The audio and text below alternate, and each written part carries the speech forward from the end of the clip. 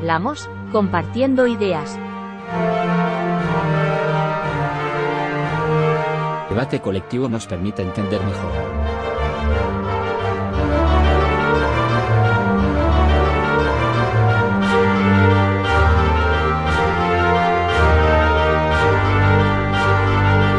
Habíamos pensado que sería interesante, de la Asociación Encuentro Democrático Ordinario, hacer una charla ahora que venían las elecciones europeas sobre qué significa Europa hoy en día y cómo nos afectan estas elecciones, etcétera, ¿no? Entonces, bueno, inicialmente lo íbamos a hacer como todos los años, generalmente los martes en la biblioteca municipal, pero es un local que la Junta Electoral le ha pedido a la biblioteca que tenga reservado para los partidos políticos y por lo tanto no nos lo han podido dejar, pero bueno, pues estamos aquí, que también a mí me parece también un excelente local, lo que estos días de verano llegar hasta aquí, decía el compañero que era un suplicio, ¿no? Pero bueno, lo hacemos así, ¿no? Y nada más, vamos, este debate no tenía un ponente, o sea, yo no soy un ponente ni nada de eso. Estaba esperando incluso a ver si venía Antonio Martínez, porque si tenía medio folio preparado un poco para introducirlo, pero bueno, como todavía no ha llegado, cuando llegue me imagino que lo expondrá, ¿no? Entonces se trata de que charlemos. La ventaja que tiene además estas charlas, aunque hay poca gente, quizás por ese cambio tanto de día como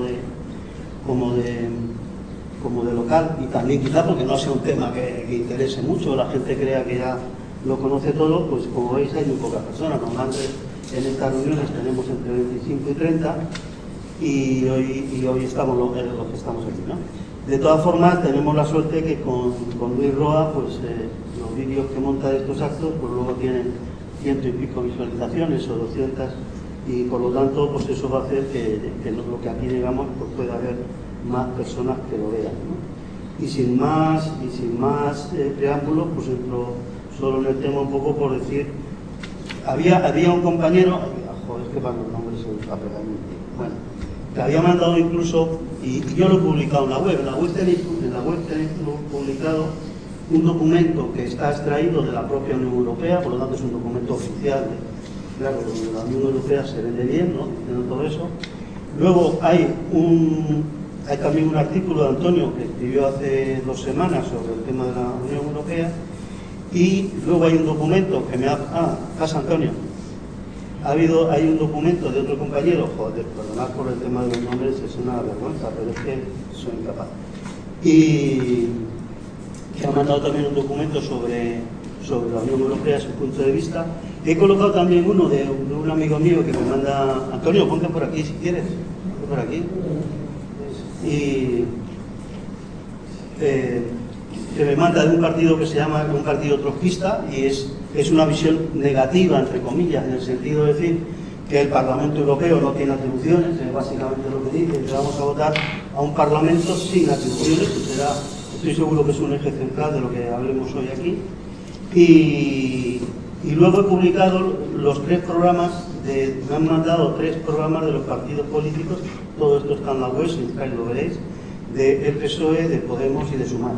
Pero yo, en mi opinión, pero por supuesto, como sabéis, aquí cada uno puede hacer lo que quiera, no se trata de hacer un debate sobre lo que cada partido propone para la Unión Europea, ¿no? Aunque sí podemos ver aspectos, ¿no? Ni de hacer, sino un poco en sí que es la institución y cómo nos puede afectar como ciudadanos, miembros de esa Unión Europea, las elecciones del próximo día 9.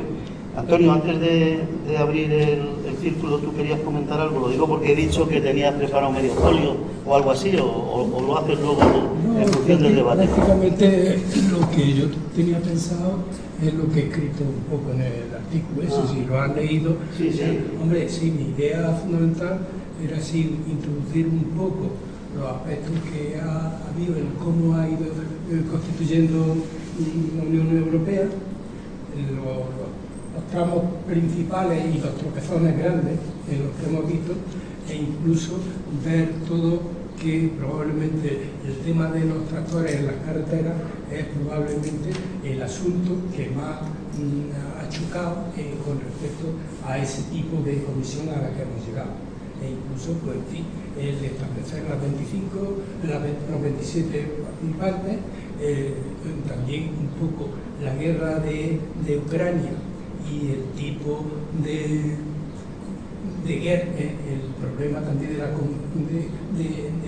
del ejército o no ejército, la defensa que puede tener Europa, y esos son los 3 o 4 temas esenciales que se tienen en este momento con respecto a Europa.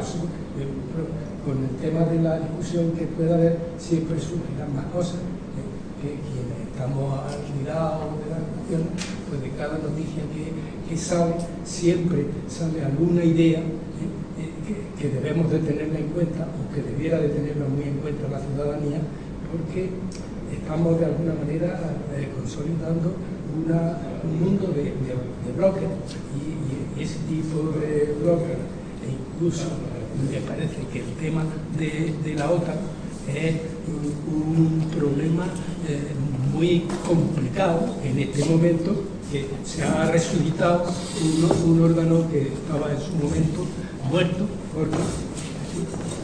Entonces, esos son elementos que van a salir a lo largo de la conversación. Muy bien, pues venga, Juan, Bueno, porque cuando hablamos de este tema, efectivamente, no vamos a traer ponencia ninguno, y evidentemente no vamos a establecer ningún tipo de guión para decir vamos a hablar de esto, sino que cada uno hable, cada uno y cada una hable de lo que le apetezca, porque esto es una institución que a partir de 1950, con la declaración de Robert Schuman, pues empezó a funcionar, ¿no? La comunidad del carbón y del acero, es decir, y a raíz de ahí fue y llevamos ya 75 años. Quiero decir que hay un montón de aspectos que se pueden tratar y que cada uno pues, podemos tratar lo que nos apetezca. Yo voy a intentar ser breve en las intervenciones que haga, y la primera va a ser en relación a lo que hemos comentado antes con respecto a la poca información que los partidos que se presentan pues están dando a la ciudadanía. Si no nos está llegando prácticamente nada, ya digo, yo personalmente, hablando por lo que me llega a mí, me ha llegado de Sumar, me han llegado ya varios correos, pero no veo aquí en Linares, no veo ningún tipo de información de carteles que anuncien ni quiénes se presentan, ni por qué partido, ni qué políticas defienden, ni qué piensan de la Unión Europea. Eso es algo que a mí me sorprende. Por tanto, no nos debería tampoco sorprender mucho el distanciamiento que muchas veces tiene la ciudadanía con respecto a estas elecciones, ¿no? En las últimas elecciones que hubo, hace 5 años, creo que llegó al 50% como muy justito. Y era cuando más hemos votado en la elección europea. Pero es que no parece extraño que haya desatención a esto, porque son los propios partidos que se presentan, los que pretenden representarnos allí, que no dan información a la ciudadanía. Y ya hace 2 días que empezó la campaña, ¿no? La semana pasada. Entonces, nos ánimos de empezar, ya cada uno y cada una que hable de... Sí, bueno, yo solo recordaros, digamos, las instituciones más importantes de la Unión Europea son el Parlamento Europeo, el Consejo Europeo, que está formado por los jefes, se reúnen una vez cada tiempo, con los jefes de Estado de cada uno, los jefes de gobierno de cada uno de los Estados miembros, el Consejo de la Unión Europea, que son los ministros cada uno con las distintas áreas, que se reúnen también con la regularidad, la Comisión Europea, que es otro organismo también de unión de los representantes de los distintos países, y luego hay 3 instituciones que no se les da, entre comillas, no les dan el rango de jefatura, pero que son muy importantes, y yo creo que son las que más nos afectan en cierto modo, que es el Tribunal de Justicia de la Unión Europea, para vigilar que se cumplen los derechos humanos y las leyes y todas esas cosas, el Banco Central Europeo, encargado del equilibrio monetario y de la estabilidad monetaria dentro de la Unión Europea, dentro de la moneda, etcétera, etcétera, y luego el Tribunal de Cuentas, que se encarga un poco de vigilar pues, que los presupuestos financieros de la Unión Europea se cumplen en los distintos países. Como veis, el Parlamento Europeo solo es una parte de todas esas instituciones. Es la única parte que votan directamente los ciudadanos, que es lo que vamos a votar el día 9. Y lo que dice el artículo de este amiguete mío, trotskista, que yo creo que es un artículo, lo tenéis en la web, está bien, es que el Parlamento Europeo realmente no tiene tareas, no es como el Parlamento español, por ejemplo, que dicta leyes y eso, no tiene tareas ejecutivas. Las decisiones importantes se toman en los otros en los otros organismos que he dicho, en el Consejo Europeo, en el Consejo de la Unión Europea, etc. Y es un Parlamento más bien deliberativo y que sí puede hacer propuestas. Tiene además algunas tareas de tipo, pues si van a nombrar al presidente de la Comisión Europea, pues decir si le puede vetar en tal caso, si cree que no es adecuado, y alguna cosa más, pero que básicamente el Parlamento son 800 y pico, tío, ahí esas fotos que se ven, 720, esas fotos que hay enormes. Su cometido es deliberativo y hacer propuestas y tal, pero no tiene un carácter ejecutivo. Y en ese sentido podría parecer que las elecciones no son tan importantes, pero yo aquí ya doy una pequeña opinión antes de que sigáis hablando otros. A mí sí me parecen importantes estas elecciones. Yo siempre, personalmente, ya estos intervenciones ya me he escrito los papeles, yo he sido muy, Luis además se acordará, yo he sido muy europeísta. Me acuerdo que en el PC, antes incluso de Izquierda Unida, el PC sacó un documento casi en la clandestinidad, en los primeros años de la transición, sobre la importancia de la Unión Europea, defendiendo la Unión Europea. Yo creo, pues yo al menos lo interpreté así en aquel momento, seguramente ahora igual, ¿no? Todavía no tenía mucha perspicacia política y todavía hoy también soy un poco ingenuo en muchas cosas. Yo lo vi con dos funciones. Por un lado, la Unión Europea era un marco de referencia democrático y salíamos de una dictadura y por lo tanto aspirábamos a marcos de referencia democráticos con derechos sociales, con derechos jurídicos, con sindicatos libres, con partidos libres, etcétera, etcétera, y eso era un marco interesante. Y yo creo que la segunda pata por la cual el Partido Comunista en aquella época apostaba mucho por la Unión Europea era porque podía hacer de freno al imperio de Estados Unidos, o sea, al imperialismo americano, hacer una unión fuerte que fuera capaz de competir política y económicamente con los Estados Unidos. Para mí personalmente yo todavía sigo con esos dos principios como algo importante de la Unión Europea. Si evidentemente, como yo espero, confío en que la ultraderecha no avance tanto como se está diciendo en las encuestas y por la prensa, ya sabéis que muchas veces la prensa arrima el ascua a su sardina de fomentar el auge de la extrema derecha, que yo creo que hay intereses de la oligarquía internacional, de los jefes de los medios, de Antena 3, de Telecinco, con potenciar la ultraderecha, lo digo así, lo veo así de claro. Y entonces espero que no sea así, pero claro, sería dramático porque uno de los pilares que yo veo importantes de la Unión Europea es la defensa de sociedades libres, de sociedades de estado de bienestar, con seguridad social, con educación, con no sé qué, y eso se puede venir un poco abajo si realmente la ultraderecha tiene influencia fuerte en la Unión Europea, ¿no? Y luego ese papel que yo creo que desgraciadamente no se está cumpliendo, que es el ser un polo distinto a Estados Unidos y que se oponga a las políticas imperialistas de Estados Unidos. Yo creo que eso no lo está cumpliendo bien, pero bueno, a mí me parece muy importante el que en estas elecciones pues haya un Parlamento Europeo que, aunque no tenga esas atribuciones, sí va a tener color, sí va a ser un Parlamento progresista o va a ser un Parlamento reaccionario, si vamos hacia una Europa de progreso, libertad de derechos, o vamos a una Europa excluyente, de expulsión a los inmigrantes, de suspensión de derechos, de recortes en la financiación de los gastos públicos, etcétera, ¿no? Yo creo que eso es muy importante.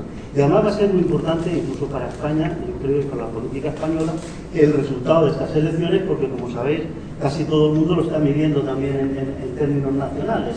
Si el PSOE se lleva un batacazo, parece que no va a ser así, pero si lleva un batacazo muy gordo, pues el PP no va a haber día de la semana que no diga, oiga, vaya usted ya que los españoles no le quieren, ¿no? Basado en los resultados de esas elecciones, ya que no se puede basar ni en las vascas ni en las catalanas, ¿no? Y aquí me callo ya porque si no, yo creo, este no es un debate. Yo creo que es importante que recordemos un poco la historia de la formación de cómo hemos llegado aquí ahora. O sea, estamos de acuerdo en que en principio para España era un sueño entrar en Europa, salíamos de una dictadura y Europa venía unido al tema de la democracia. Pero en aquellos momentos, mientras en España tratábamos de salir de la dictadura, lo que había era una guerra fría. Y esa guerra fría se mantenía en dos escenarios completamente distintos. en Europa, porque había dos polos contrapuestos y en medio había unos pueblos que sí habían logrado un importante bienestar, y lograban, aparte de que estaba el Consejo de Europa, que era una institución distinta, en el que se planteaban una serie de cuestiones humanísticas que alumbraban el porvenir hacia dónde debía de ir esa Europa, nosotros nos encontrábamos con la Guerra Fría. Pero la Guerra Fría era en el escenario de aquí de Europa, por eso la Unión Soviética en el otro lado, el telón de acero, y América, que quería todavía ganar la ayuda que había hecho a Alemania, el control que se tenía sobre España, porque ya en el año 50 habían metido aquí las bases, y Franco decía, todo está atado y bien atado. Pero aparte de eso, sí que en el escenario mundial lo que vivíamos en Europa no era igual. En América del Sur la doctrina Monroe había avanzado mucho. Los no alineados significaban también una oposición al nuevo imperio. Inglaterra le había cedido la hegemonía que venía teniendo de su imperio, se lo había cedido a su heredero. En Malasia y en lo demás había habido consulado, y en Vietnam había habido una escabechina tremenda, porque Estados Unidos se estaba desarrollando como el sheriff mundial de por dónde iba todo aquello. Los no alineados, terminamos precisamente con la OTAN, con Javier Solana de mandamás de la OTAN, para destrozar a Yugoslavia, que era una potencia relativamente importante entre los no alineados. El volcar a Suharto y lo demás. En ese contexto de desarrollo y de bienestar social que significaba Europa, pues mira la libertad que se permitía Suecia había disfrutado precisamente gracias al miedo que se tenían, al respeto que se tenía entre el telón de acero y la OTAN, o todo lo que significaba Estados Unidos. Ellos llegan y alcanzan el mayor estado de bienestar. Olof Palme, en determinado momento, consigue, aparte de bajarle mucho las competencias a la monarquía suya, consigue también el mayor estado, el acercarse lo máximo posible a una democracia económica, en el sentido de que consigue que los sindicatos tengan una buena importancia dentro de las empresas. En política exterior había conseguido un gran aislamiento, una gran neutralidad, y él tenía capacidad, por el miedo que tenían los unos con los otros, de hablar muy directamente con Allende y con Fidel Castro. Y esa situación, claro, era el ideal que teníamos, pero a medida que avanza hacia la caída del telón de acero, ese autocontrol o el control mutuo que se tenía va decayendo. Y entonces, decayendo con muy mala voluntad y con muy poco entendimiento de visión de futuro de Europa. Gorbachov, él probablemente se había mirado en el espejo de Suecia y dice, cuando yo sea mayor, quiero ser como Suecia. Y vamos a ver cómo lo hago eso. Pero claro, para hacerse mayor tuvo que empezar a hablar con Bush y compañía, y Bush y compañía lo engañaron como un chivo. Le prometieron y de por medio estaba el jefe alemán, aquel alto, no me acuerdo cómo se llama, Helmut Kohl, que precisamente, y él se empeñó primero en hacer la gran Alemania, unirse, y no estar más implicado en que las promesas que le habían hecho para la perestroika y lo demás, él tenía que salir delante, porque la corrupción desde Khrushchev para acá, el telón de acero, todo lo que significaba la URSS y los países satélites habían fracasado completamente. Aquello ya era una ruina, y entonces la perestroika y lo demás era una salida adelante, pero claro, necesitaba gente aliada. A él le dijeron muchas palabras, pero luego ya, años después, le dijeron, pero no lo ha firmado, ha sido tonto. Y él hablaba, y si en aquel momento, cuando entró Boris Yeltsin, porque Boris Yeltsin dio barra libre a que entrara todo el mundo, y nos hemos encontrado con quienes, aquellos burócratas que estaban en sitios estratégicos, cogieron su cacho, y ahí tenemos que han venido de la URSS e incluso de Ucrania. En Ucrania había también potentados que trincaron dinero. Uno de ellos fundamentalmente ha sido el patrón del teatrero, ¿cómo se llama el de ucraniano? Zelensky, sí, no, es que el alemán me quita la palabra. Zelensky, además está bien demostrado que efectivamente él tuvo una serie televisiva que se llamaba El Defensor del Pueblo, y en la serie televisiva ensayó exactamente el programa que ha tenido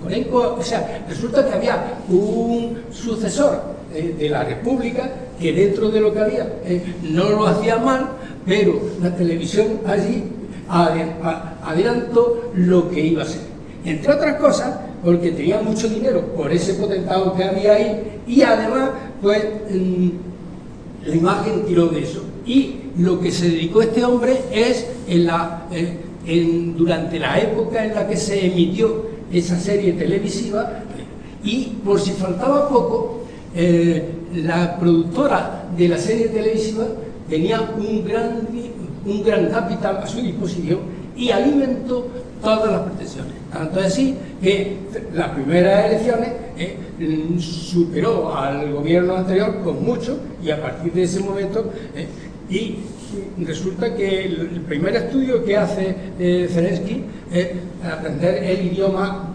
inglés directamente y tener una interlocución distinta. El primer viaje que hace, lo hace a la Unión Europea y a la Embajada Americana Europea. Y a partir de eso, lo ideal hubiera sido de verdad que esa interlocución, y que hay una novela de un... Deberíamos intentar más brevedad para dar más posibilidades. Sí. Hombre, acaba. Sí. Pero tiene novelita también. Sí, luego te lo digo porque es mexicano y habla el mundo de mañana, en el que precisamente explica cómo el mundo capitalista entra en Estados Unidos, en Rusia, en la URSS, y la gente enseguida, como delante de un escaparate, yo quiero esto, yo quiero otro, y destroza el sentido. Y lo mismo que ocurre eso en Rusia, en la URSS, ocurre también en Ucrania. Y Ucrania ahí resulta que el protector, el potentado que alimenta a Zelensky, ha hecho lo mismo. Y entonces hemos visto, después de que se consolida el estado casi dictatorial de Putin, recordando un poco a los reyes anteriores y lo demás, hemos visto que había un potentado de lo que era la URSS, yendo con mucho dinero a comprarse club y todo eso en Europa. Y este es un poco el contexto en el que hemos vivido, y que desgraciadamente luego ha propiciado que la Europa, que podía tener entre el 8% que tiene actualmente de Europa, de la riqueza y de la influencia mundial, se hubiera sumado con esa Rusia que no hubiera caído en ese sentido capitalista que ha tenido y patriarcal, podíamos haber juntado entre el 15 y el 18% y ser un tercero en discordia que nos hubiera liberado de ser el criado de los Estados Unidos. Luis. Bueno, voy a dar mi opinión dividiéndola en dos partes. Una algunos datos, porque efectivamente acordamos hacer un debate sobre qué es la Unión, cómo funciona la Unión Europea, y no tanto de la exposición del programa de las distintas fuerzas, que eso tendrían que hacer los partidos o que la asociación hubiera organizado un encuentro con los distintos partidos. Primero, datos objetivos. La Unión Europea tiene 450 millones de habitantes y 60.000 funcionarios.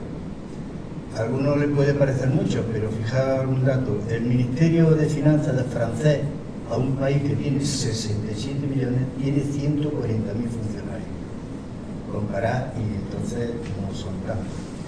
Otro dato: el presupuesto de la Unión Europea no llega al 2% de la suma de los presupuestos de los países que la componen. Es un presupuesto pequeño. Por lo tanto, si se busca la importancia de la Unión en su capacidad de intervención directa en inversión o en modificar determinadas políticas desde el punto de vista de la programación presupuestaria, ahí el problema es la influencia es menor. Tal vez la influencia de la Unión Europea venga por otra cosa. Otro dato: la Unión Europea no tiene política exterior común. La política exterior de la Unión Europea es la de cada país miembro. Por eso 3 países reconocen a Palestina y la Unión como tal no tiene política exterior. El alto representante no es un ministro de Asuntos Exteriores que representa a un gobierno, no es eso. Es un alto funcionario con muchísimo simbolismo político, desde luego que sí, pero no tiene capacidad de decisión de política exterior porque no hay política común exterior en la Unión Europea. El primer tratado, efectivamente, era la Comunidad Económica del Carbón y del Acero. El primer texto legal que obliga entonces a la Comunidad Económica del Carbón y del Acero es de 1959. Ahí se aprueba el primer texto que regula un poquito lo que quieren hacer, entonces de una manera muy embrionaria. El siguiente texto es el Tratado de Maastricht, 1999, me parece. No sé si 99, yo creo que era 99.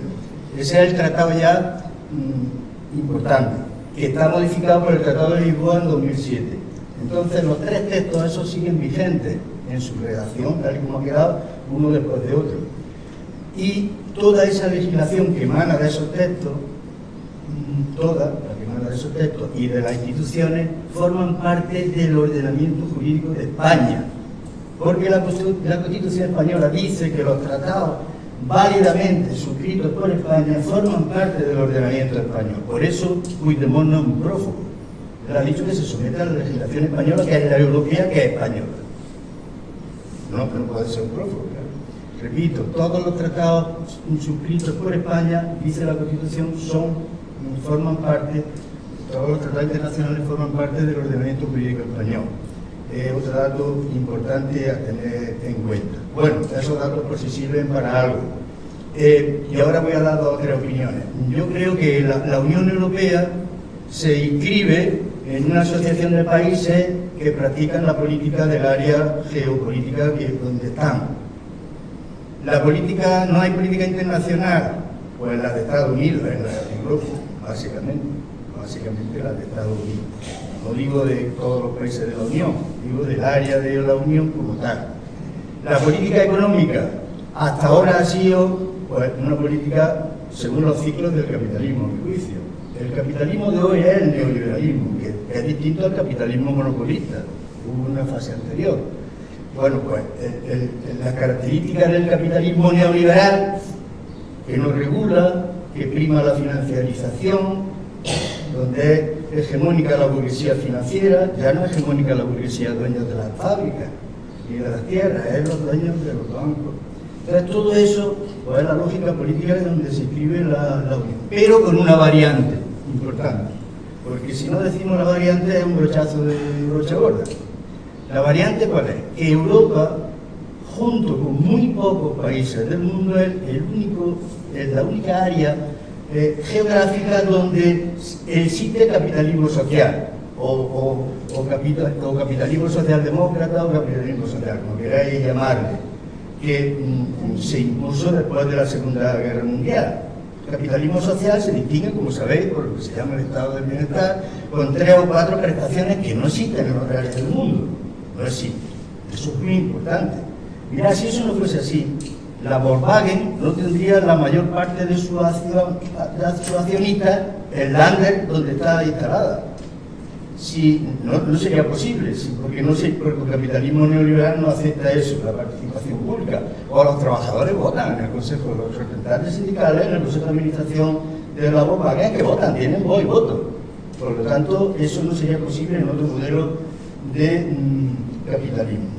Otra opinión que me parece importante para ir terminando, como la política exterior no existe, el estado del bienestar existe aquí, y el área geopolítica en donde nos alineamos es con los Estados Unidos, eso tiene consecuencias en muchísimas cosas, que no quiero abusar del tiempo, pero que la podéis imaginar, ¿no? Se trata de eso, ¿no? Y después, por último, yo creo que se le suele pedir a la Unión Europea lo que no puede hacer, porque no es. Se le exige cosas que es que no están todavía. Tú le pides a una agrupación de países cosas que no están, pues la verdad, con el presupuesto que tiene y tal. Mirad, cuando España, el presupuesto que tiene que se financia con la aportación de los Estados. España hasta hace, ya no lo es, pero hasta hace muy poco era un país que recibía más de lo que aportaba con los fondos estructurales. ¿Acordáis que fue una de las cosas que sí es verdad que en la negociación del año 86 se arrancó en la negociación de adhesión de España? Los fondos estructurales, sobre todo los fondos aquellos que privaban en su desarrollo, dividiendo a las regiones de Europa en 1, 2 y 3, España tenía varias regiones, Andalucía era una de ellas, y entonces la venida de fondos de Europa era más de lo que aportaba España al presupuesto, que hay que financiarlo con todo. Y después otra cosa, la política neoliberal ha abierto una rendija con la pandemia, que es bueno ya como opinión, que es bueno analizarla bien. Ha demostrado que lo que decían en la fase anterior era falso, que la regla de oro, la política fiscal, la política antiinflación, la austeridad, todo eso era una política falsa. ¿Por qué era falsa? Porque en la pandemia se han aprobado los fondos estos nuevos, Next Generation, que significan, antes, el dinero que aportaba la Unión, si era de endeudamiento, tenía que pagarlo cada país. Ahora la deuda solidaria significa que se integra en el presupuesto de la Unión y lo pagan el conjunto de países a través de estos fondos. Eso es un cambio total. De tal manera que, aunque no estemos en este debate, hay partidos, entre ellos el que yo voy a votar, ¿sabéis cuál es?, que decimos, hombre, si se ha demostrado que eso funciona, ¿por qué vamos a volver a las políticas de austeridad? Que fueron terribles. Acordaron la política de austeridad, ¿no? Entonces hay que cambiar la política fiscal, hay que cambiar una serie de cosas. De verdad que termino ya. Se pide cosas, bueno, ¿quién vota al Banco Central Europeo? Es una de las columnas de la política monetaria, no la única. ¿Quién vota al Banco Central Europeo? Nadie. La troika que decíamos. No lo vota nadie. Entonces no tiene, eso es lo que se llama que la Unión, cuando le pedimos cosas que no es, hace muchos años decíamos desde la izquierda que tiene un déficit democrático. El Parlamento no es el que legisla, aprueba los presupuestos y 4 cosas más. El que legisla de verdad es el Consejo, no confundir Consejo Europeo, que son los jefes de Estado, la reunión de los jefes de Estado, que tampoco legislan, marcan la orientación de la política general de la Unión, con el Consejo de la Unión Europea, que son los consejos de ministros. Eso sí legislan, eso legislan. Como si se reuniera el Consejo de Ministros de España y aprueba las leyes, fijaros, Y después la Comisión, que también aprueba un montón de directivas. Las directivas equivalen a los reglamentos y los decretos de España, que sabéis que tienen un poder de decisión impresionante. Claro, toda esa producción legislativa, si no tiene la del Banco Central Europeo, la que estoy diciendo del Consejo de la Unión, la de la Comisión, si eso no tiene un funcionamiento democrático ni un control democrático, es lo que se llama un déficit democrático. Y a veces le pedimos a la Unión cosas que su nivel de desarrollo pues no tiene hasta. Por eso los partidos de izquierda suelen plantear, con razón, avancemos en democracia de la Unión. Pero claro, para avanzar en democracia de la Unión, que se decida sobre las políticas económicas, falta fuerza, ¿no? Sin fuerza no. Y parece que está asomando un peligro está asomando ahí, que es que la derecha clásica, el liberalismo y la democracia cristiana, porque es la derecha clásica de Europa, está viendo ya la posibilidad de juntarse con una parte de la ultraizquierda que dicen que no son tan malos. De la derecha, perdón. Con la Meloni, se llama la Meloni, y la presidenta de la Comisión es del ala más derechista de la CDU, porque la CDU sabéis que es una coalición también entre demócratas cristianos y conservadores clásicos, ¿no? Liberales a ultranza. Entonces ahí hay también un peligro, porque claro, la gente puede decir lo que quiera, la gente no vota porque ve Europa muy lejos, pero yo creo que la opción más grande que se puede hacer es que Europa está en el último rincón de tu pueblo, en el último rincón de tu ciudad, porque infinidad de cosas que se deciden allí llegan al último rincón. Europa está aquí, no está allí, pero la conciencia española, efectivamente, quizás por los largos años de dictadura, es que Europa era una cosa y España era otra. Europa es esto, donde estamos ahora mismo, y nos está influyendo, están legislando sobre nosotros y están decidiendo sobre nuestras condiciones de vida y de trabajo. Y la conciencia del pueblo no es. Europa está aquí, no está allí, no está en Bruselas, en Luxemburgo y en Estrasburgo, está aquí en cada uno de los países que la formamos, ¿no? Bueno, espero unos datos y unas opiniones. No, yo lo que quería decir es que tú decías antes que de dónde venimos, cómo empezó. Europa, la pata gorda de Europa, el inicio de Europa es un inicio económico, la comunidad de todo lo que mueve Europa y el resto del mundo es el dinero. Pero en Europa tenemos problemas muy gordos que no son ni económicos, conllevan cuestiones económicas, pero que son problemas de humanidad, como es la inmigración, por ejemplo. 2 millones de turcos en Alemania.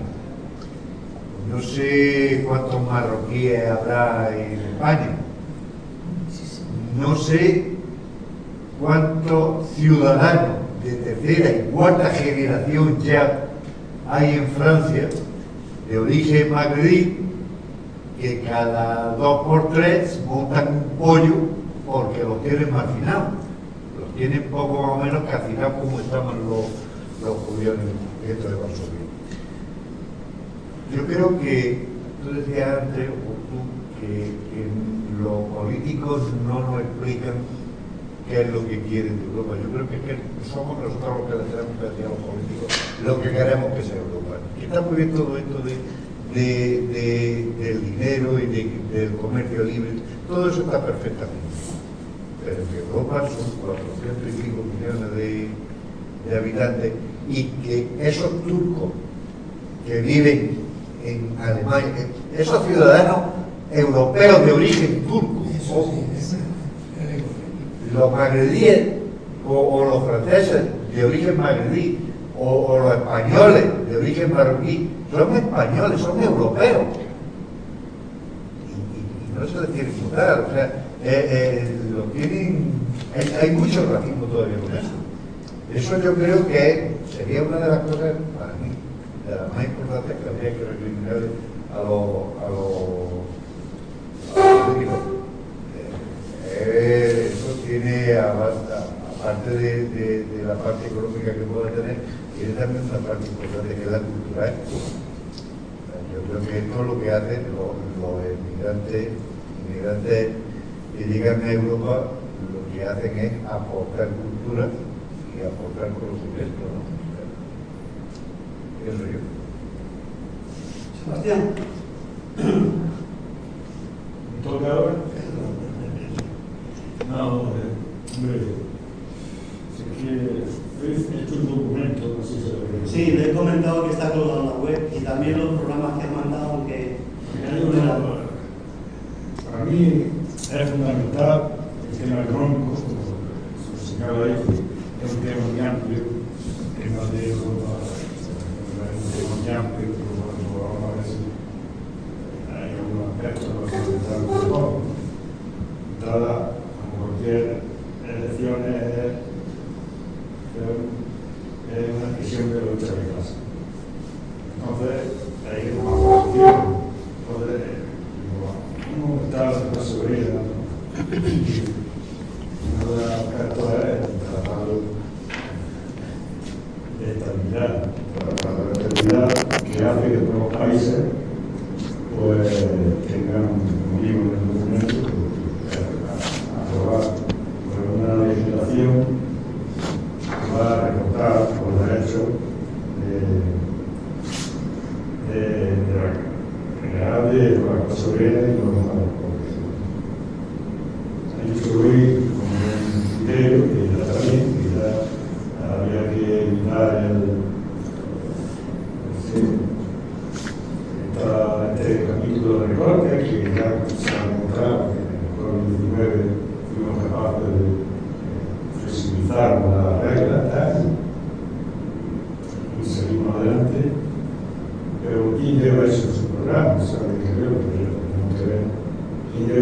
el problema de que se deroga el tratado que hace posible eso. Aquí en España, en Europa eso, y en España, la ley orgánica de estabilidad presupuestaria y sostenibilidad financiera, que es la paz de democracia que está sobre nosotros y que parece que la Unión Europea quiere retomar la libertad. Entonces hay una responsabilidad, así que creo que la izquierda debe, en su conjunto, debe trabajar porque yo creo que hay alguna gente, algunos líderes que plantean que se simplifique, pero derogar no es original. Derogar no es original. Yo creo que son muchas partes a las que tienen un problema muy severamente. En cuanto al tema, para mí hay algo fundamental también, la forma de gobierno. Hemos dicho que el Parlamento Europeo no tiene pesos específicos, pero en España pasa igual. En España yo estoy porque la forma de gobierno es de gestionar, gobierno gestor, no es redistribuidor de la renta. Yo hago esa distinción. Con el primer gobierno, eso es Podemos, se avanzó en la distribución de la renta. Ahora está Podemos, parece que ojalá se siga en esa línea. Ojalá se siga en esa línea. Pero a nivel europeo va a ser igual. A nivel europeo se gestiona lo que las grandes multinacionales, los contribuidores, toda esa gente, son los que dominan a nivel europeo, gestionan, no redistribuyen. Y si el distribuye es de los dineros que tienen los mismos países. En vez de generar eso,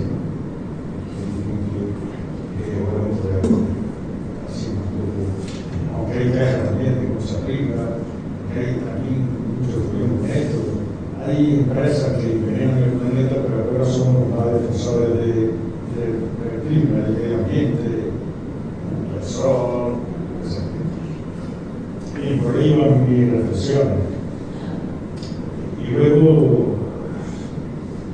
otro tema de las migraciones, el último, el pacto de migración y asilo que se ha aprobado por el PSOE y el PP en Europa, es una tema, eso lo que hace es empeorar todavía las condiciones de los migrantes. No sé si querer leer todo lo que supone, hicimos un ciclo de silencio, todo lo que supone eso. Para mí esas son cuestiones fundamentales, lo económico, con todas las fronteras, y luego también el tema de marítimo, que se ha hablado, dependemos de la OCA, Estados Unidos, no tiene una política de defensa común. Y ahora hay una cuestión también es que a nivel internacional,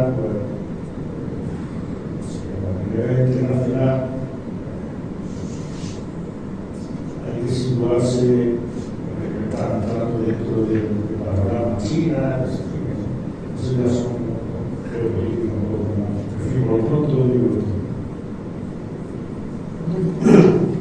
Y es que cuando lo que ha dicho el compañero es esencial. O sea, el tema de las migraciones es un problema eterno, porque acabo de leer un libro que me ha impresionado muchísimo, que es sobre el esclavismo.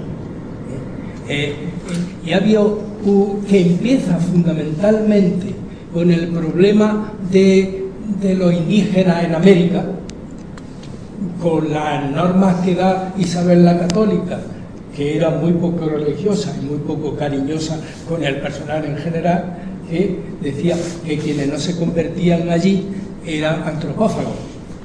Y resulta que resultaron muchos antropófagos cuando había muy poquitos. Bueno, pues todo eso avanza y desgraciadamente en España, en la ley, el esclavismo y la trata de blancas se acaba en el 1890. ¿Y sabéis por qué se acaba? Porque los países europeos se habían reunido y decían que tenían que ponerse de acuerdo para ver cómo se repartían África. Y obligan a España a que entre por el aro porque los otros, desde hacía mucho tiempo, habían terminado y las plantaciones ya no le eran rentables, que les resultaba más tener a los esclavos, ya no esclavos, sino contratados, pero ya en una situación más presentable. Cuando se hace aquello, ya por fin entran y se reparten África. Ya vi en los países casi del norte, repartidos casi con regla, como están. De todo eso, las conclusiones es que los países que se asoman al Mediterráneo, Sudáfrica y muy poquito más se han desarrollado. Pero sigue, ahora ya no hay esclavitud, pero que se lo digan a la población del Congo es belga. El Congo es belga, allí el rey Leopoldo hizo los mayores crímenes del mundo. Y tenemos esos dos continentes en el que se mantiene flujo de ida y vuelta, África y América, y tenemos ese gran, como dice el compañero, el problema no solamente europeo, sino mundial, porque ahora incluso las prospecciones que se hacen sobre la natalidad, efectivamente Asia empieza a decrecer. Ya Rusia ha quitado la regla de hijo único. Ya India tiene más población y entonces están cambiando las cosas en ese sentido. Y la proyección es que África va a tener población para cubrir las bajas que tengamos en Europa y en el mundo mundial. Y claro, eso no queremos entender que en este mundo que no tenemos más que ese, tenemos que buscar la manera de coexistir, de convivir y que un poco lo económico se someta fundamentalmente a ese humanismo, la solidaridad entre el conjunto de personas del cómo hacer. Ese es un poco. Con respecto a lo demás, sí, lo triste del caso es que nos ha dominado muchísimo lo económico y en la construcción de Europa yo me acuerdo permanentemente de Anguita. Aquí sigue dominando la economía, porque, como se ha dicho bien, no solamente Maastricht, sino la continuación de la aplicación de las reglas de Maastricht, es la que tienen, y el control fundamental lo tienen la economía. Y de lo que no hemos enterado de Europa es principalmente cuando queremos también limitar las producciones agrícolas, cuando han salido los tractores a la carretera. ¿Vale? Tendríamos que ver. Y después de todo eso, porque en Europa también tenía una proyección magnífica en el sentido ambiental, y cuando se quiere arreglar un poco la agricultura, se le dice que no sigan haciendo barbaridades con los herbicidas y con todo lo demás.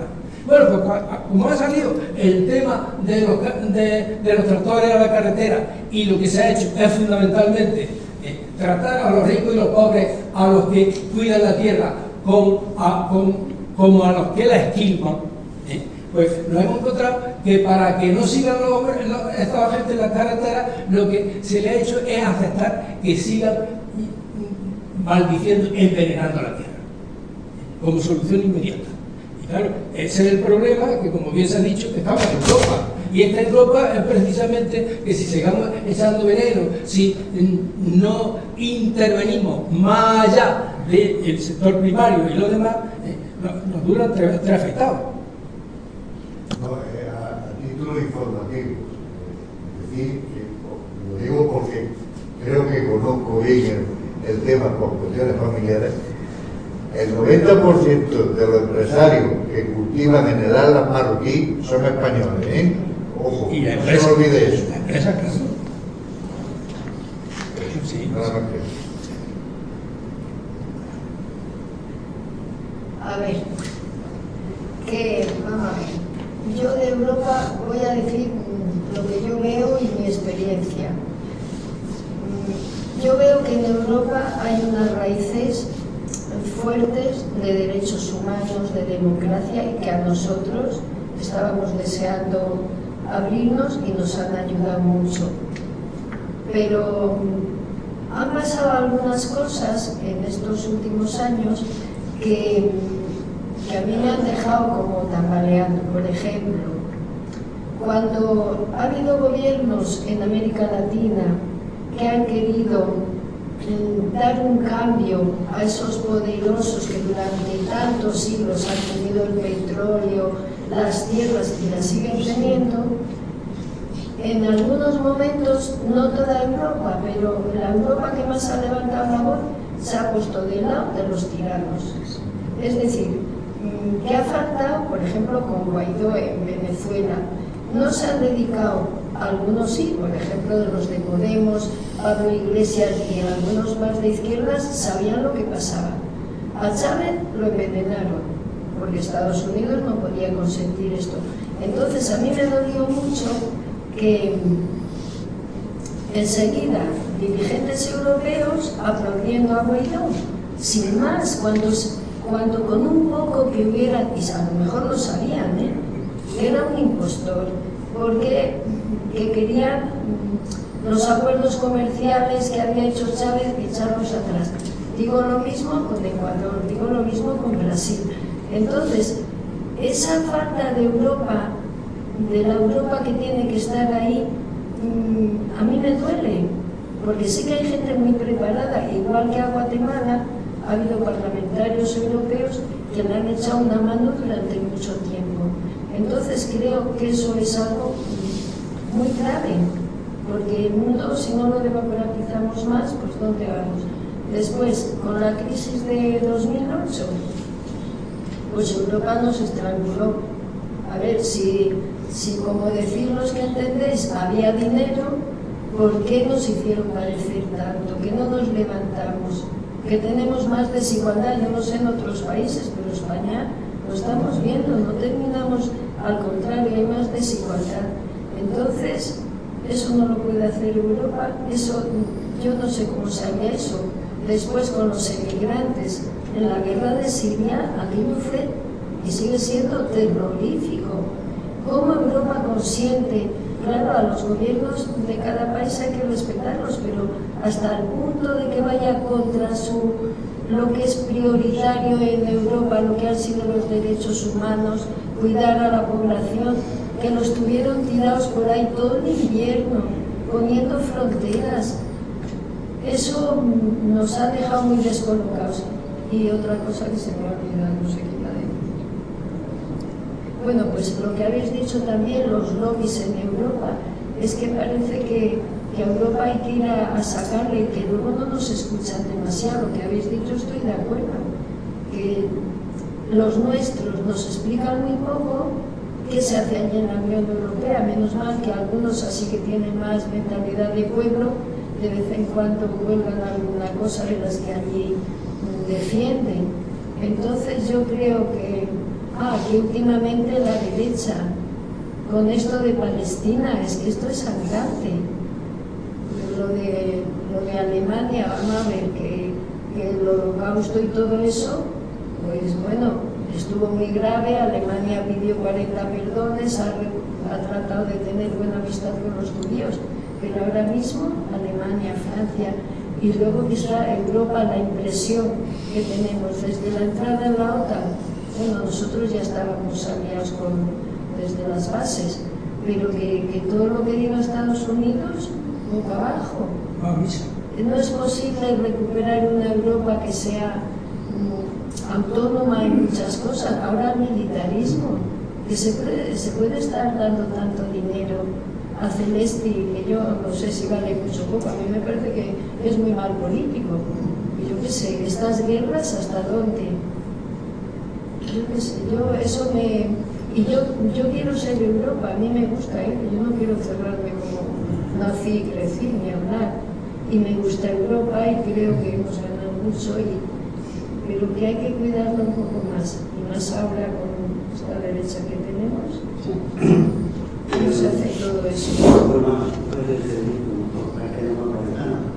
Sí, bueno, yo recuerdo que cuando estudiaba yo la carrera, un curso que teníamos de historia, y hicimos, el grupo mío hicimos un trabajo sobre el mercado común, claro, estoy hablando del año 75-76, y el profesor, que era apañado, muy comprometido, pues hablando de la aspiración que teníamos todos a entrar en Europa, porque Europa nos parecía, entonces, claro, después recuerdo que cuando llegaban los ecos del mayo del 68, yo entonces era muy pequeña, pero claro, nos llegaron después, y las personas que habían estado allí, españoles que habían estado allí, para hacer algunos testimonios del mayo del 68, y decían, madre mía, cómo vivieron, cómo pudieron hacer los jóvenes una revolución de esas características cuando aquí estábamos en una dictadura terrible, ¿no?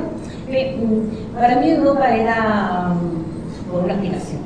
Y además una de las expresiones que acuñamos en el partido era la Europa de los pueblos. La Europa de los pueblos. Luego, a partir del Tratado de Maastricht, eso pues ya fue cuando empezamos a hablar y a decir que no queríamos la Europa de los mercaderes. Pero claro, decía Virgilia, ¿qué ha pasado en estos años? Pues lo que ha pasado es la sucesiva vuelta que tuvo el cambiado del capitalismo. Y al mismo tiempo el abandono de la ideología. Porque sabéis que en los años 80 pues parecía que aquí ya no había ideología, que habíamos llegado al mejor de los mundos, que la democracia solo podía ser capitalista y bueno, y que no merecía la pena pues luchar por determinadas cosas que mucha gente pues llevaba muchos años, muchas décadas, incluso siglos luchando, ¿no? Yo sigo pensando en Europa, pero claro, también me da un poco de pena, como decía Virgilia. Otra cosa es que las elecciones todas nos cogen lejos, no pensemos, es verdad que la elección europea pues nos coge incluso más lejos, pero tenemos testimonios de representantes del Parlamento Europeo que han hecho una gran labor.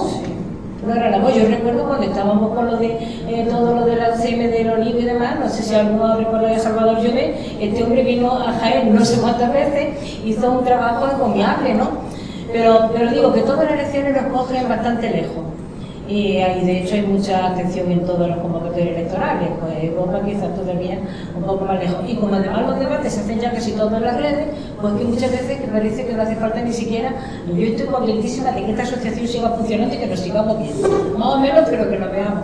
Pero en fin, que eso es verdad. Pero digo que yo sigo apostando por Europa, soy Europa, Linares Europa, evidentemente, y todo lo que se pueda avanzar en derechos en Europa y que nos competan a todos, en derechos, en libertades, en feminismo, pues yo creo que tenemos que apostar por todo eso, ¿no? Y de hecho muchas cosas que hemos discutido aquí porque venían directrices europeas, por ejemplo el feminismo, no lo olvidemos. Había cosas que aquí no se hacían y que copiábamos de lo que se estaba haciendo en otros países, incluso de lo que se veía en el Parlamento Europeo, ¿no? Entonces tampoco minimicemos todas esas cosas porque yo creo que todo es importante. Por ejemplo, el intercambio de edad de estudiante universitario en los programas de Erasmus me parece muy interesante, que la gente salga, porque en mi época no salíamos a un país europeo así por la buena, y ahora con muchos estudiantes puedan salir, que otros vengan aquí, que conozcan todo esto, en fin. Pero sí me da pena, como decía antes Virgilia, hace poco creo que, no sé si fue Borrell, quizás estoy hablando de memoria, dijo que vivíamos en un jardín, que Europa era como un jardín.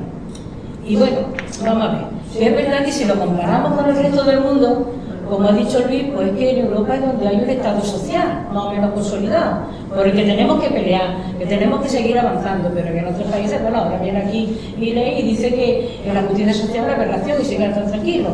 Entonces, aquí sí hay un Estado social, pero no podemos tampoco conformarnos, no conformarnos, sino pensar que esto es una cosa que hemos conseguido, porque también se ha conseguido expoliando a otros países de otros sitios. Entonces, también tengamos en cuenta eso. Pero además yo creo que Europa, precisamente porque tenemos esas condiciones, tiene que abrirse a otros países del mundo. No puede poner muros, sino que tiene que poner puentes para que la cultura pues, vaya y venga de Europa a otros países. Y yo creo que en todo eso es lo que tenemos que seguir avanzando. Veamos los programas que más nos interesan y tienen más en esa línea, evidentemente. Yo también tengo mi voto decidido, como podéis imaginar, pero que es verdad que tampoco podemos demasiado complacernos en que tenemos una situación muy buena cuando hay otros países que están mal y tenemos una obligación moral y solidaria también con esos países y no podemos mirar para otro lado. Yo pienso que la esclavitud sigue. Una esclavitud moderna, pero siempre la esclavitud. Aquí en España quizás no tanto, pero en otros países sí, y muy brutalmente. Entonces eso es contra lo que tenemos que luchar siempre. Yo iba a decir que haya palabras, bueno, me la ha pedido Sebastián, pero ahora pedimos.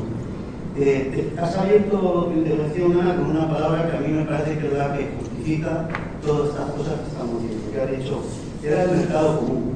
Y no olvidemos que precisamente la Unión Europea nació como un tema económico de hacer un mercado común, que estamos llamando eso del carbón de acero, y ese espíritu de defender el mercado por encima del socialismo y de lo social, y defender la economía y los beneficios empresariales por encima de los beneficios sociales, eso es una seña de identidad, sangre y fuego que tiene la Unión Europea. Y es así actúa, y eso es sangre y fuego. Por lo tanto, eso justifica lo que decías tú, decir, pero ¿cómo apoyando a Guaidó? ¿Y cómo no defendieron la democracia que había en Venezuela? Porque ellos no lo entendían ni como democracia, porque era un sitio donde privaba lo social sobre lo económico, y por lo tanto, por eso no apuestan sobre esa. Y eso lo tienen clarísimo, y está ahí. Lo segundo, y yo me parece muy interesante, yo lo había dicho, y creo que debería ser uno de nuestros mensajes de él, es que Europa es esto. Europa somos nosotros, que no es algo que de fuera, como que pilla lejos, entonces no voto, uy, aquello. No. Europa es esto, y lo que se decide el día 9 son cosas que afectan a España, ¿no? De forma, hay también un tema bueno, que quizás no lo hemos mencionado, me parece interesante en Europa todavía, que es la defensa del medio ambiente. O sea, el haber intervenido en esto en Doñana y tal, desde venga, a ver qué va a hacer usted, y el defender los espacios naturales, y el defender los patrimonios históricos, y los patrimonios, a mí me parece algo todavía positivo en Europa. Pero siempre, todo eso es siempre que el excedente de beneficio le permita, porque si no, no lo van a hacer. Europa es además, no es algo, yo creo que ya lo hemos dicho, no es algo tampoco que tenga de cierto modo una vida propia. Primero, por las limitaciones, que son muy interesantes los datos que habéis dado sobre el número de funcionarios y tal, que es una cosa, no estamos hablando de un macroestado, sino de una mini administración. Y Europa al final es la suma de lo que hagamos los distintos países. ¿Por qué avanza la derecha en Europa? Pues porque avanza en Italia, avanza en Francia, avanza en no sé qué, tal, y avanza en España, y avanza incluso en Portugal, porque a veces la transición se hizo muy mal. En Portugal hicieron una revolución y tienen Sega en el Parlamento con más porcentaje de votos que tiene aquí vos. Por lo tanto, no es el origen, sino lo que luego tú mantienes en el día a día. Esto es muy importante. Lo que hacemos en el día a día, ¿no? Por lo tanto, no echemos la culpa a nuestros padres por firmar no sé qué, sino porque tenemos que estar luchando hoy por lo que. A mí, yo creo que yo voy a ver los programas que están colgados en la web y que nos ha mandado Sebastián. Yo creo que en realidad el programa de Europa debe ser el programa de España. Yo que defiendo en España, una España social, con más derechos, con no sé qué, pues eso es lo que tengo que ir a defender a Europa. No necesito un programa europeo. A ver si quiero decir que no es necesario, en cierto modo, leer lo voy a leer porque sí que me parece conveniente, pero que no es necesario leer el programa europeo de Podemos o de Sumar o del PSOE. Lo que defienden aquí es lo que tienen que ir a defender allí. Un mundo, o sea, mayor justicia social, no menos, como dice mi ley, etcétera, etcétera, ¿no? Entonces yo creo que eso, y por eso yo creo muy importante las elecciones, y Europa, pues dentro de ese marco de que lo que está triunfando es el neoliberalismo, bueno, vamos a intentar cambiarlo en España para que además los que vayan de España allí también se intente cambiar en Europa y se intente dar respuesta a esas cosas. Yo lo veo en ese sentido y me parece muy importante la aportación de Europa somos nosotros, no los que estamos aquí. Sebastián y luego Juan. Y hablando en el tema de las influencias que tienen las decisiones que toman en Europa económica en relación a los pactos económicos, pues resultados son disfrutados, ¿no? Porque hizo que el artículo 135 de la Constitución se modificara para pagar la deuda antes que los gastos sociales. Y la ley que desarrolla eso. Más importante lo que no solamente a nivel estatal, sino a nivel local, a nivel de autonomía y en general. ¿Quién no se acuerda de la problemática que hubo cuando Sánchez Mato en el Ayuntamiento de Madrid redujo la deuda a 100 y pico millones, que fue, quiero recordar, y la polémica que hubo con Montoro, el ministro de PD Montoro, porque no quería gastara ese dinero en inversión. Eso había que llegar a pagar de él. Es un caso que también ha dado lado también, creo que le pasó en Barcelona. Era muy importante cuando hablamos, cuando se habla en el Congreso, la regla del acto. Estamos acostumbrados a esto, eso ya sin naturalista. Sí, la regla del gato, el toque del gato, bueno, pues tiene que ser no sé cuántos miles, no, es que si no cumplimos con Europa. Se habla de todo eso, se está incidiendo en todas esas cuestiones. ¿Y qué pasa? Porque la sociedad civil pues, no está concienciada, porque a mí me gustaría que algún día hubiera una buena general con un presupuesto justo, equitativo y etc. Ahí pasa como con todas las cuestiones del nacionalismo de la clase obrera, que están muy alejados de la base, solamente está un poco en el cuadro, pero no está en ese aspecto de la economía básica. Me parece a mí que no es por eso de resaltar su importante, porque luchar contra esa ley, además esa ley lo que haría unificar la luchar a favor de la sanidad, la educación, la pensión, etc. Unificaría la lucha, pero toda y de todos los partidos de izquierda, porque no que haya la izquierda del PSOE. Yo creo que sería un punto muy importante, luchar contra la ley orgánica de estabilidad presupuestaria, eliminando eso el artículo 135, que es importante, además se puede derogar con mayoría absoluta, 276 votos. Salió por 190 y tanto, se votó en contra del PSOE, pero fue por la dieta, porque cuando aprobaron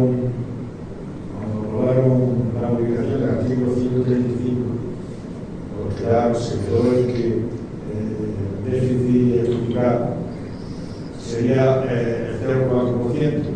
Yo creo que está es un error, precisamente el 135 se hizo y él se lamenta, esto es Zapatero.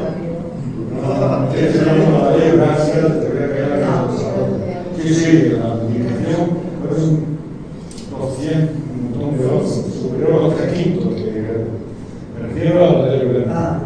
De manera que era que verdaderamente desarrolla. Si yo debo que esa ley no tiene sentido, no sé si me entiendes. Y entonces, por un motivo, sí, voté en contra, pero fue por abierto, porque lo que hizo el PP con su mayoría absoluta es el déficit estructural va a ser cero. En vez de 0,4, que se quedaron los dos cogidos de la mano para meter la modificación. Y eso fue por la dieta, pero que ojalá Pedro Sánchez se convirtiera, ¿no? No sé qué dudo. O sea, regularon en contra, pero fue por la dieta, porque no se salió el déficit estructural 0,4, que era lo que mataron.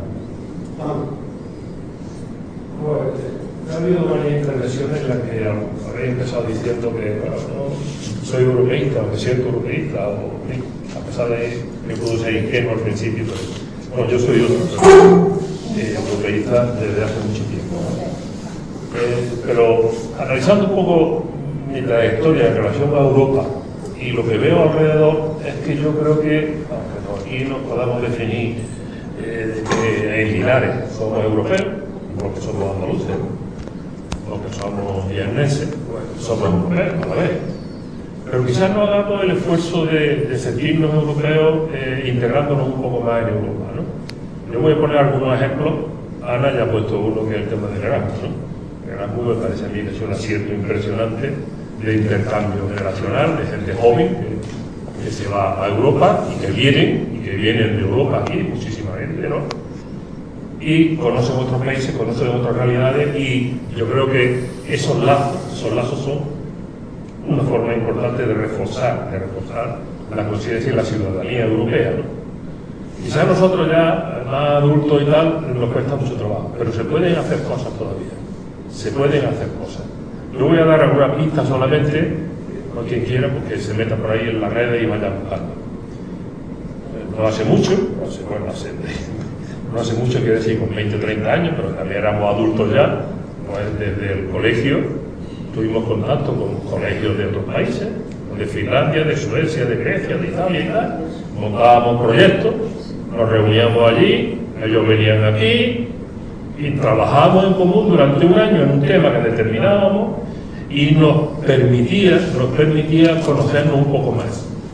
Hasta el punto de que cuando nosotros analizábamos alguna de aquellas cosas de forma coloquial, informal, ¿no? Decíamos, oye, pero es que sí, fulanito, había un sueco que era un tío cachón, estaba todo el rato contando chistes, en inglés, pero todo el rato contando chistes, diríamos, este era andaluz, de Suecia.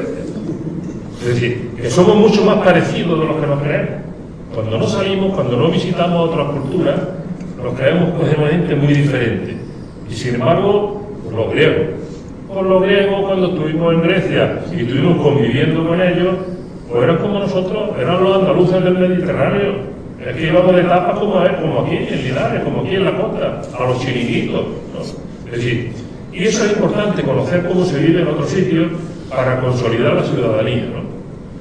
Pero no solamente eso, nosotros aprovechamos, ya digo, éramos simplemente un claustro de maestros. Es verdad que me movía un poco, era yo que estaba en la dirección que me tocaba, ¿no? Pero fuimos a Europa 2 veces, es decir, fuimos a Bruselas 2 veces.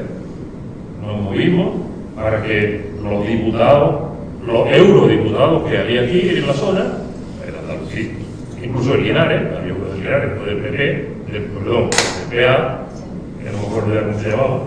Sí, Bautista.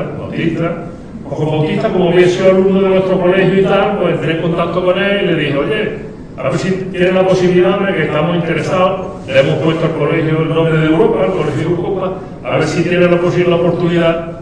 Oye, pues estuvimos allí en el claustro, nos fuimos allí a Bruselas y estuvimos 2 días. Claro, estuvimos conociendo el sitio que dice Luis, ¿no? El Parlamento y los funcionarios, porque además tuvimos reuniones con los funcionarios, no con los políticos. Nos dejaron, nos asomamos allí al Parlamento, vimos los debates que había allí, pero bueno, rápidamente lo sacaron y nos reunieron en una sala con un funcionario que recuerdo que dijo que hablaba 9 idiomas, es decir, un alto funcionario de allí, de Bruselas, de la Unión Europea. Bueno, y nos explicó un poco en qué consistía la Unión Europea, y fue una experiencia muy interesante. A los pocos años después lo repetimos también con otros, conseguimos otro viaje y tal. Pero además de eso, y de lo que decía Ana con respecto a los Erasmus, actualmente hay redes de ciudadanos, de ciudadanía europea, hay redes en que podemos entrar en contacto con ellos. Por ejemplo, estoy con redes progresistas, a se definen, y por lo que yo veo publican, son redes progresistas que están diciendo, vamos a borrar que se nos comen esta gente, que se lo echan encima, ¿no? Y se están moviendo y están organizando actos en un montón de ciudades, no solamente de España, sino de toda Europa. Entonces, que como ciudadanos europeos tenemos también la obligación de procurar un poco entrar en contacto con aquellos colectivos. Últimamente, por ejemplo, hemos recibido información a través de Ildefonso de los propios pensionistas, ¿no? Ha habido con colectivos europeos, es decir, que podemos encontrar vías de comunicación, redes. No hablo de redes sociales, que yo cada vez soy más crítico, no la porquería que estoy viendo en las redes sociales, pero hay otro tipo de redes que se pueden establecer entre ciudadanía que nos ayudaría a consolidar un poco esa conciencia de ciudadano europeo.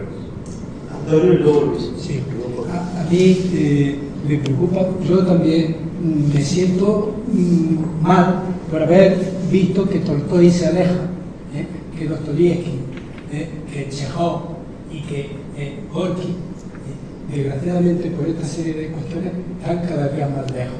Incluso siento también un desastre la ley de Bolonia de Europa, que ha impedido que hubiera proyectos más europeístas y que sería meterle mano, por ejemplo, a la farmacia y a toda esa serie de cuestiones que están haciendo multinacionales al margen de... Entonces, y luego hay otra cosa que de verdad hay que hacer de la necesidad virtud. Vienen las elecciones y en torno a las elecciones viene también fundamentalmente la guerra.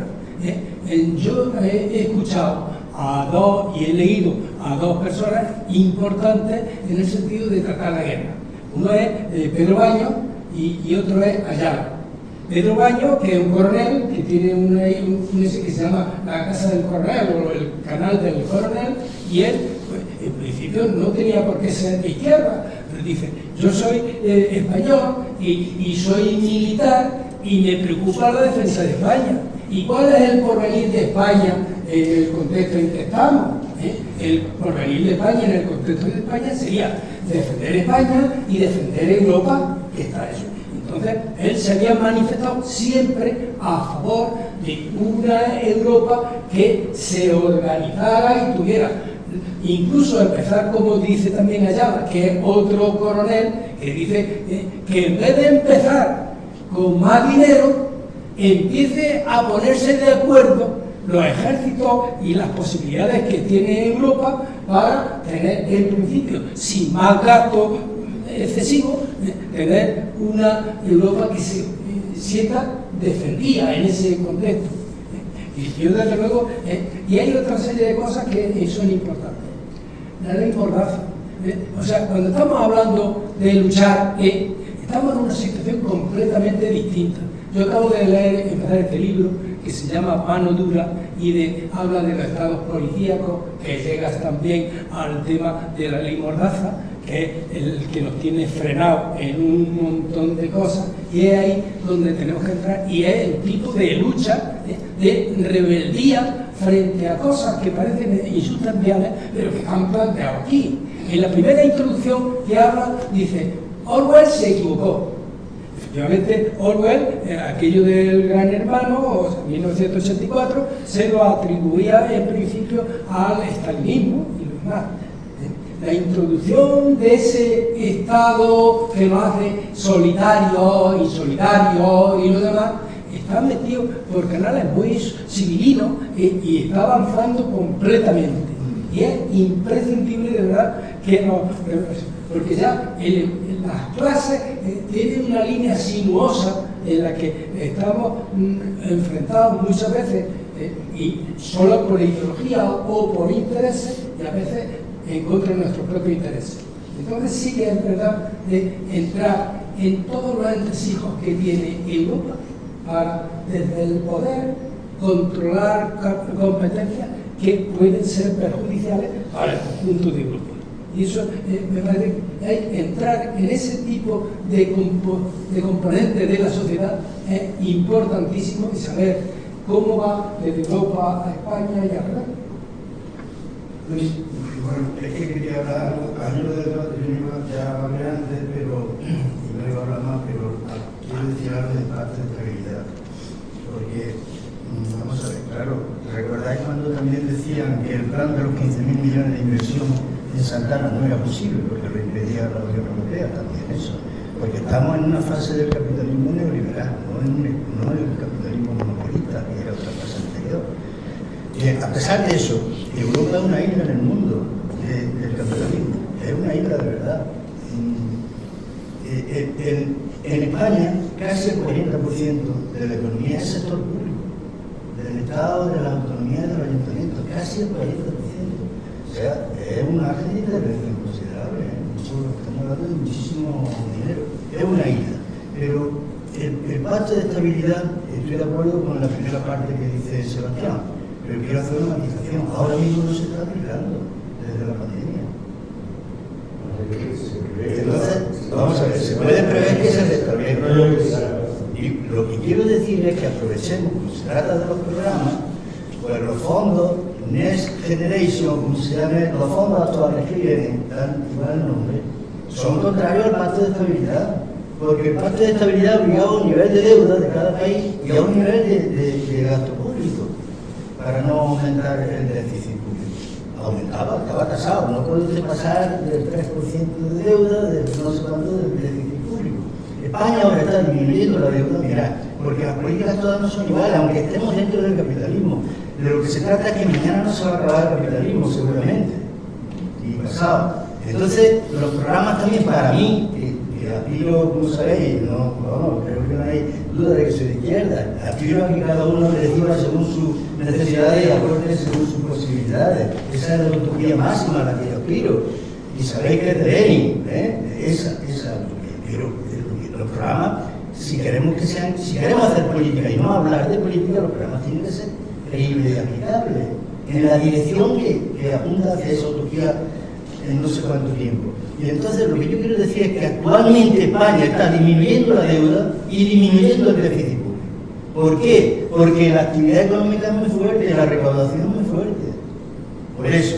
Entonces, por ejemplo, yo digo una cuestión. En el programa de Sumar, permitidme que no digo Sumar, en el programa de Sumar está lo siguiente. Los fondos Next Generation hay que hacerlos permanentes, porque se ha demostrado que es viable. Pero la diferencia de esos fondos a los anteriores, fijaros la diferencia es que estos fondos, España va a recibir en un periodo de tiempo 170.000 millones de euros, muchísimo dinero. Esos fondos no los va a pagar España solo, se consolida en el presupuesto de la Unión, lo pagan todos los miembros de la Unión, y además lo pagan cada año un poquito, en el sentido de que se consolida en el presupuesto de la Unión. Eso antes no era posible. Eso era posible con la regla. Entonces, el pacto de estabilidad ahora mismo está en stand-by, está suspenso. Y es verdad lo que dice, yo no es que esté en contra de lo que dice Sebastián, sino que quiero intervenir, pero parece que es bueno aplicar esto, ¿no? O aclararnos entre todos nosotros. Puede haber, claro, estamos en la fase de capitalismo neoliberal, la tentación de volver a poner el pacto exterior a la regla de gasto, pues, con esas características que teníamos antes. Y después yo quería decir otra cosa, pero hay reformas que hay que decirlas. Por ejemplo, hay que acabar con los paraísos fiscales en Europa, y eso se puede legislar, porque eso es un montón de dinero. Y cuando pensamos en el equilibrio presupuestario, en el superávit, siempre pensamos en el gasto, pero no en el ingreso.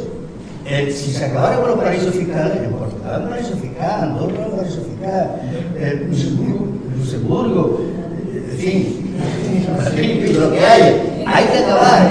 Ojo, también hay que mirar los programas que se acabar con los paraísos fiscales. Y Europa puede legislar porque tiene capacidad de legislación fiscal. Y después los impuestos concretos, los impuestos a las grandes fortunas, hay que ponerlos en Europa. Eso también. Y otra cosa que hay que hacer, aumentar el presupuesto. Hay que aumentar el presupuesto, porque si se aumenta el presupuesto se va en la dirección contraria a la que quiere la fase del capitalismo, que es, mirad, y termino, aquí hay un peligro enorme, que no es nada de lo que estamos hablando. Yo lo veo, y yo no quiero meter miedo, pero el peligro es que el capitalismo está cambiando y está diciendo lo siguiente: no estamos dispuestos a que los impuestos de los ricos paguen las cosas de los pobres, porque no tenemos un oponente detrás fuerte. Y el capitalismo de Trump, de Bukele, de Bolsonaro, que tiene una intención de voto del 40%, y de Biden, y de toda esa gente, si eso va a representar el capitalismo dentro de 4 días y medio, ahí hay un peligro, porque entonces el Estado social no avanzará. Y Europa, repito, es una isla, menos la Unión Europea, algunos países del norte de Europa, y algo más, Cuba para mí es un Estado social. Porque lo he visto. Yo he visto el nivel que tiene de sanidad, de cultura y de enseñanza, por ejemplo. Esos son una potencia mundial en cultura, en sanidad y enseñanza. Después son una pena en otras carencias, en infraestructura y en otras cosas, ¿verdad? Bueno, pues salvo esos países, un poquito Sudáfrica, que lleva años cambiando, pero que tiene unos déficits de la apartheid enormes, y es que no hay Estado social. Y es que, claro, no sabemos dónde estamos. A pesar de que, y claro, yo creo que si Europa hay mayoría, por eso la gente claro que es consciente. También hay déficit de información en Europa y de participación también, ¿verdad? Hay muchísimo déficit de información y participación de la gente. Si en la institución financiera número 1 se elige nada más que por arriba, el Banco Central Europeo, pues fijaros el déficit que hay ahí democrático. Si el Parlamento se llama Parlamento, donde parlamenta, donde habla, no legisla, básicamente, sino que legislan los ministros de los ramos correspondientes cuando se reúnen en el Consejo de la Unión Europea. El 40% de... Entonces ahí hay un déficit democrático. Entonces el avance en la democracia, el avance en la participación, el avance en la información, pues eso también son cosas que son posibles. Y claro, y la gente, pues claro, va por otro lado. también será que hay otros contravalores que se dicen a la gente, hagamos una autocrítica a la propia izquierda. ¿Por qué llevamos tantos años? ¿Qué comunismo había en la RDA si al final resulta que era la elección de un sindicalista ultraderechista, religioso, ultrarreligioso, que era Valesa? ¿Qué comunismo había allí? Pues también había que, es decir, de Polonia, ¿no? Había que autocriticarse. ¿Por qué? O en El Salvador. ¿Qué características tiene la vida de El Salvador? Que ahora hay gobernando un tipo... Vamos, tengo información directa a algo, a través de mi hijo, vamos, entrenador de baloncesto de España ahí, y de la selección, y un desastre, y es terrible. Aquellos que tienen la cárcel más moderna del mundo, y la gente no dice eso. Y entonces, bueno, pues Bukele está en El Salvador, pero ese país viene de una guerrilla que estuvo a punto de ganar, igual que en Nicaragua. ¿Qué guerrilla era esa? ¿Qué generación crearon esos guerrilleros que dieron lugar a esto? La autocrítica también de la izquierda, ¿no? Porque la batalla en el fondo es cultural, es ideológica, es política. Cuando el pueblo sea el primer poder fáctico, el otro día, cuando el pueblo sea el poder fáctico, no lo será el ejército, ni la iglesia, ni la banca, ni nadie. Será el pueblo el que ordene lo que hay que hacer. Pero eso requiere información, formación, participación. Y claro, hemos convocado una reunión pública y es verdad que la gente parece que no está muy interesada en esto, pero esto influye en su vida, quiera o no quiera. Esta es la realidad. De la guerrilla de Salvador tuvo sus dificultades, sus carencias, pero pensar que Estados Unidos estaba inyectando millones de dólares. ¿A quién ha puesto a Bukele? ¿Estados Unidos? Porque lo separó, Bukele, aparte de que es un inestable. Pero a lo mejor no ganó la guerrilla. En Cuba podían haber hecho lo mismo y llegó un comandante y mandó parar. Y aquí no hubo ya Estados Unidos nada. Es que a veces la revolución hay que plantarse. Si en Venezuela hubiera ¿qué hizo Fidel y los barbudos, que eran 3,5? Eran 3,5. Lo que pasa es que estaban con el pueblo. ¿Qué hicieron al principio de llegar a La Habana? Pues nacionalizaron las principales industrias del país.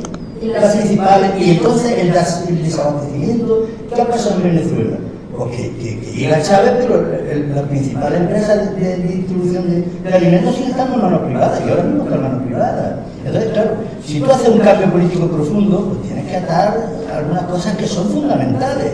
O Allende podría haber hecho eso también. Quiero decir, yo comprendo lo que tú dices, pero que a veces el proceso hay que terminarlo, en el sentido de darle un poquito... En 16 años, ¿qué va a hacer Chávez? 16 años no se da la vuelta a un país.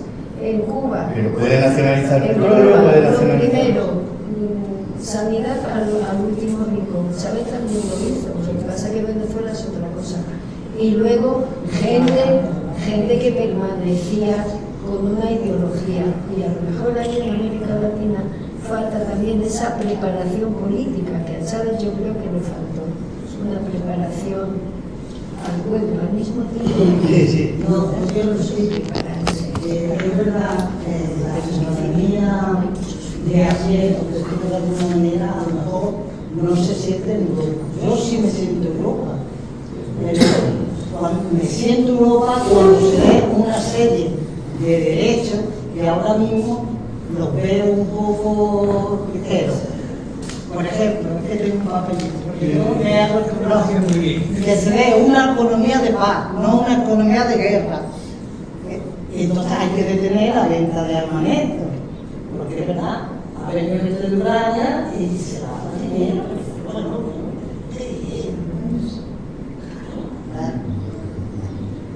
que se haga una economía de distribución de la riqueza, pero justa, que llegue a la gente que más lo necesita. Que se respete la dignidad humana de todas las personas y sobre todo de los más vulnerables. ¿Y qué está pasando con el pacto este de migraciones y de asilo? Que van a pisotear a los inmigrantes, los van a pisotear.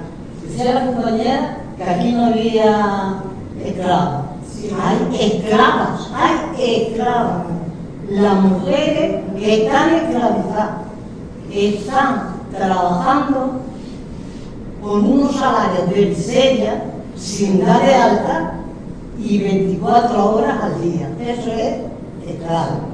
Yo, otra cosa que también le pido a Europa, bueno, la lucha contra la pobreza, no contra los pobres. Es que parece que luchamos contra los pobres. Por eso no queremos creer en los inmigrantes. Entonces yo quiero que se luche contra la pobreza, pero no contra los pobres. Madre mía de mi alma. Pero ¿cómo se puede hacer eso? Luego también creo, por eso digo que yo soy Europa y creo que Linares es Europa. Que haya un parque de viviendas sociales.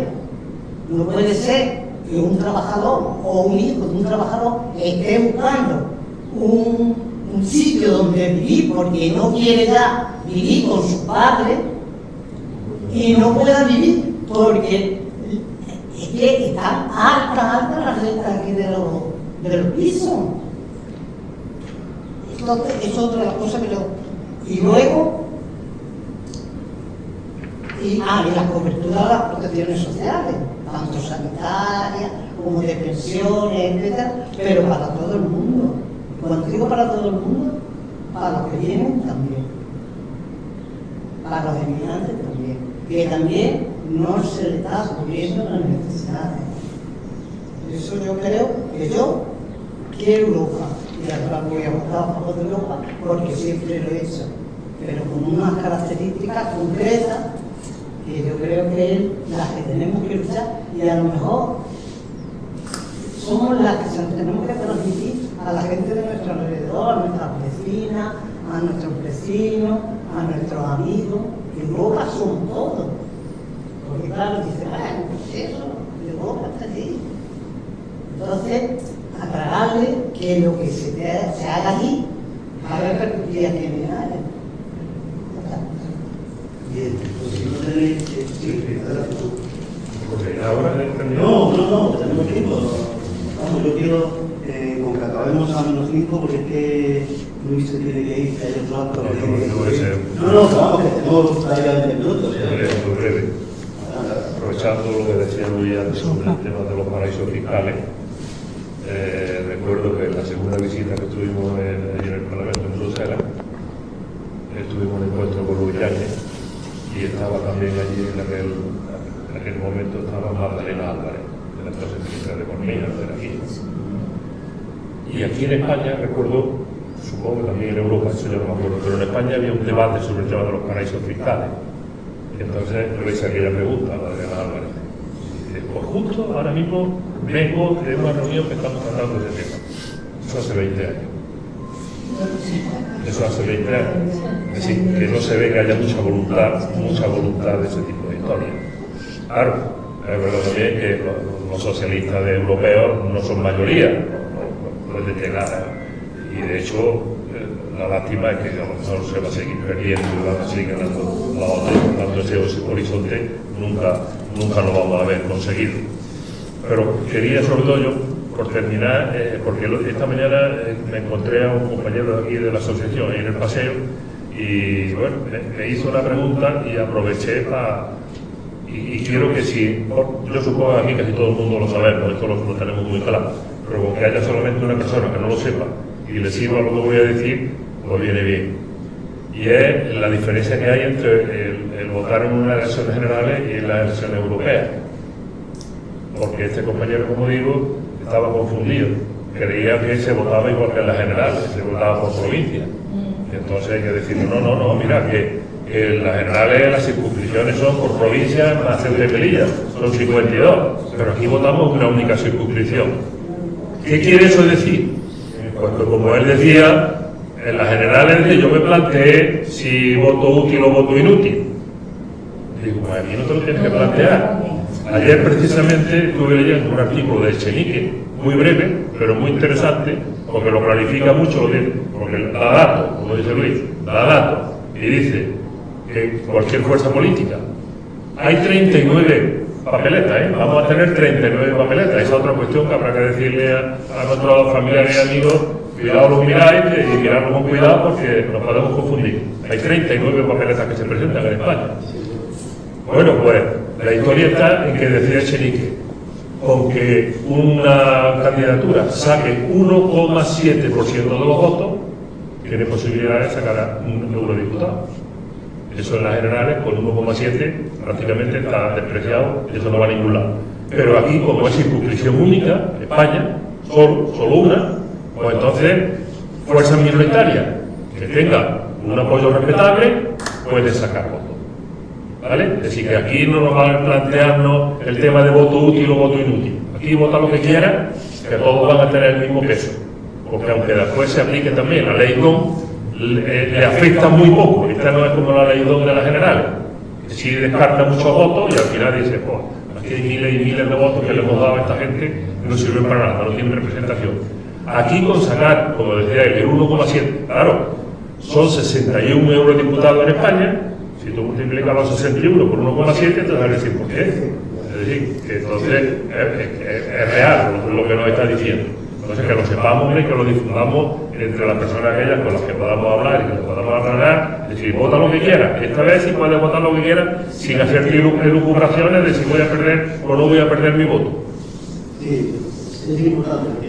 Es más, aquí sabes encontrar votos a Bildu, a Coalición RC, Hay nombre acá. No, sí, yo me cogí el BOE, la lista del BOE, tengo todas las candidaturas, pero hay algunas que son la leche, ¿no? Y bueno, no resto. Entonces, si alguien más quiere, si no, pues oye, yo creo que ha sido un debate bastante interesante y quería decir una cosa. Hemos hablado, ojalá que dentro de 10 años sigamos hablando de lo mismo que hemos estado hablando hoy, pero yo soy bastante negativo.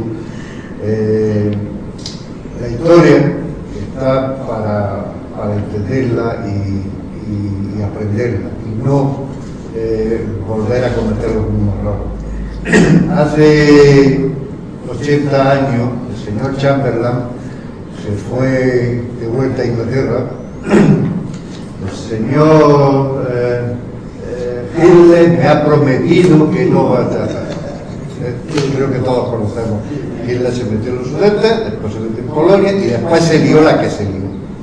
Ojo, que Putin no la tiene jurada. No la tiene jurada. Y yo veo muy bien eso de que haya gente que esté en contra de ayudar a Ucrania, pero es que Ucrania es la puerta. Ucrania es la puerta. Y por ahí nos van a entrar. Yo creo. Ojo, mira, hay un libro de El Hardy, que fue jefe del Estado Mayor de la Defensa, que se llama Rey Servido y Patria Honrada, donde lo explica perfectamente. Dice, llevamos más de 2 generaciones en Europa sin guerra. Dice, esto estadísticamente está fuera de control. Dice, ya mismo nos cae una. Yo creo que. Ojo con eso. Yo creo, es un buen melón y es otro buen debate, ¿no? Pero, primero, yo creo que Rusia, afortunadamente, desgraciadamente, la Rusia de hoy, ya no es una potencia mundial. De hecho, está costando ganar a Ucrania. No solo, es verdad que Ucrania cuenta con todo el apoyo de Occidente, de Estados Unidos, de eso, pero Rusia no puede ganar a Ucrania. Por lo tanto, poca potencia es si no ha sido capaz de en 3 meses entrar en Ucrania. Yo creo que Rusia en este momento no representa, pero yo creo que esto Luis sabe bastante más, no representa un peligro mundial de ese tipo que tú dices. Lo de las guerras está claro, porque hay que alimentar a la industria militar. Y de hecho no hemos parado. Eso de los 70 años sin guerra será en el centro de Europa, pero desde luego en todo el mundo hay una guerra permanente. Convencionales. Un ejemplo. No te olvides que tienen más de 5.000 armas. Sí, bueno, no creo que se vayan a lanzar. No, sé que es un peligro que está ahí. Yo recuerdo cuando la guerra del Golfo decían que Irak era la leche. Irak no era una potencia militar en absoluto, ni siquiera local. No había sido capaz de vencer a Irán en el conflicto que tuvo con Irán, no había sido capaz de vencer a Irán. ¿Cómo iba a ser la potencia mundial que va a hacer no sé qué? Sí, yo para allá te digo, para bien o para mal, yo creo que para bien, porque yo no quiero potencias de esas que puedan imponer su gusto y menos por la amenaza militar, pero yo no veo en Rusia que el problema de Europa ahora, el problema de Europa ya lo hemos hablado, del tema de que está regido por esas empresas, sobre todo yo creo esa frase cuando lo veamos en el vídeo va a ser muy interesante, ¿no? Estamos con un empresariado que no quiere pagar a los pobres, dice, voy a pagar a los pobres, si yo me lo he ganado. Que ver el tema de la sea, la guerra de Ucrania en septiembre. Sí, a mí sí. Y así a lo mejor para septiembre podemos hacer un... A mí sí me preocupa mucho. A mí sí me preocupa mucho. Con Ucrania en el Yo creo de verdad, por eso siento la lejanía de que Europa no haya tenido la posibilidad de unirse, de que Rusia estuviera en Europa, porque hay bastantes lazos culturales y lo demás. Creo de verdad. Son europeos. Claro. Desde siempre. Y ellos. Pero creo de verdad que el grave peligro que tiene este mundo mundial es el polígono. El polígono es la principal industria del mundo. Y el Pentágono. Sí, bueno, el Pentágono es el principal peligro. Date tu cuenta, han estado probando por un sitio, se metieron en Afganistán y cuando ya lo tenían se han metido ahí y siempre permanentemente donde meter las narices, siempre, y luego siempre lejos de eso, porque Sudamérica la tiene controlada de una manera que otra. Pero la guerra con cañones y con lo demás, se fueron a Vietnam, están en África comprando lo que sea en cualquier sitio. Y ahora, desde luego, con el caricato este es muy peligroso. Hombre, no se puede llegar y decir, que se lo ha dicho todo el mundo, que ha tenido ocasiones para haber terminado la guerra en una situación de ventaja. Pero no puede ser que tú llegues y experimentes toda la producción bélica de Estados Unidos y de la que le vendamos de Europa. Eso no es realizable. Tú eres un país y lo demás. Y lo triste del caso es que están empeñados en que le den posibilidad para usar el armamento para entrar a Rusia. Entrar en ese juego es peligrosísimo. El tío Sam es el cherry del mundo, y de verdad ese es el gran peligro y hay que estar un poco... El otro día me gustó mucho una frase de Pablo Iglesias en el programa que mandaste, que dijo: Chile era el país más democrático de Sudamérica, hasta que votó a izquierda. Hasta que votó a la izquierda. Se acabó la democracia en Chile. Bueno, pues no sé si no queréis nada más, ha sido un placer, yo creo que estaban bien, y tomo nota para cuando volvamos en septiembre, pues el debate que decíamos de Miguel Hernández y un debate sobre el tema de cómo del este de Europa, ¿no? No, lo de Miguel Hernández antes, perdón. No, lo de Miguel, 18 de julio vamos a hacer un acto sobre Miguel Hernández de Jaén, ¿no? Y ya dejamos...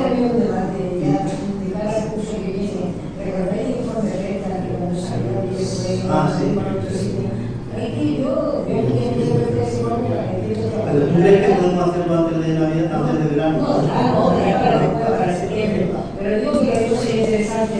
El cambio generacional que se dio entre los años 70 y los años 90. Pero la idea que dice es interesante porque está por ahí, creo que está en un cajón que se puede hacer eso. Y entonces el partido, el verano, pues echarle una ojeada. Vale, bueno, pues entonces ya cierro diciendo que mañana y pasado publicaremos el vídeo que ha hecho Luis, y para que lo tengáis, están también los documentos que aportó Sebastián y que están en la página web. Y nada, y haremos el 18 de junio, me parece el martes, si es el martes 18 de junio, un debate, una charla que presentará Ana, y luego debatiremos sobre ello, sobre Miguel Hernández Jaén. Y después ya haremos unas vacaciones y en septiembre volveremos a debatir.